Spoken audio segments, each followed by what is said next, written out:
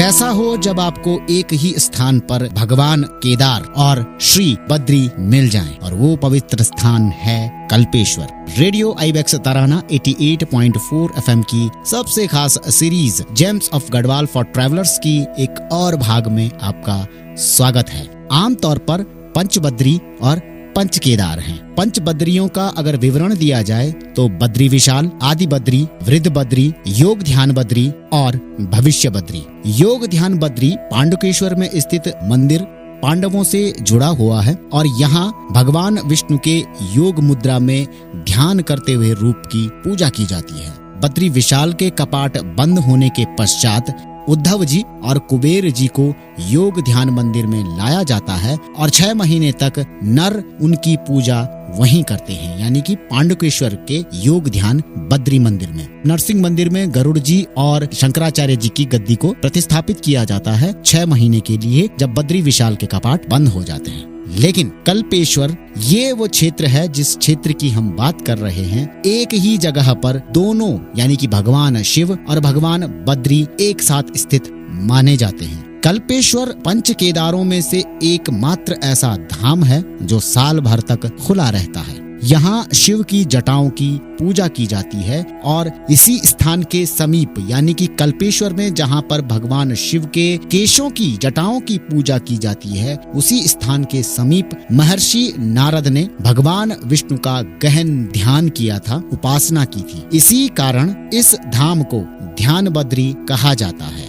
ये मंदिर सप्त बद्री समूह में आता है और सप्त बद्री समूह के अंतर्गत बद्री विशाल, आदि बद्री, वृद्ध बद्री, योग ध्यान बद्री, भविष्य बद्री, नरसिंह बद्री और ध्यान बद्री मंदिर आते हैं। कल्पेश्वर और ध्यान बद्री के मंदिरों के बीच की दूरी 2.5 किलोमीटर है। यदि आप कल्पेश्वर के दर्शन कर रहे हैं तो आप ध्यान बद्री के दर्शन भी कर सकते हैं, और अगर आप पहले ध्यान बद्री मंदिर पहुँचे हैं तो आप कल्पेश्वर के भी दर्शन कर सकते हैं। इसलिए इस क्षेत्र को ऐसा माना जाता है, समूचे उत्तराखंड में ये अकेला ऐसा क्षेत्र है जहाँ पर श्री केदार और श्री बद्री मंदिर एक साथ बने हुए हैं। ये स्थान ज्योतिर्मठ से लगभग 30 से 32 किलोमीटर दूर है। जोशीमठ से हेलंग और वहाँ से उर्गम घाटी की तरफ जाना होता है। हेलंग से ध्यान बद्री की दूरी 12 किलोमीटर के आसपास है और हेलंग से कल्पेश्वर की दूरी लगभग 14 किलोमीटर का ट्रैक है,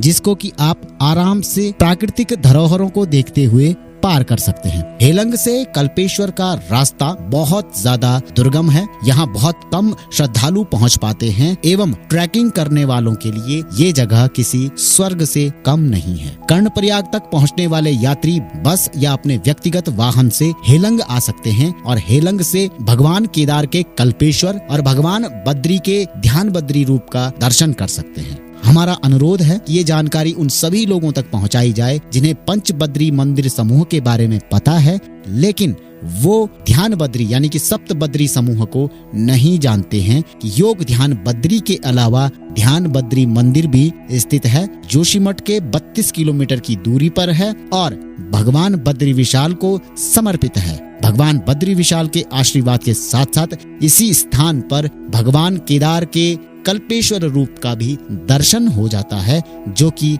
साल भर तक खुला रहता है। रेडियो आईबेक्स तराना 88.4 एफएम की इस series James of Garhwal for travellers के इस माध्यम से दोबारा वो जानकारी पहुंचाई जाएगी। तब तक सुनते रहिए रेडियो आईबेक्स तराना 88.4 एफएम।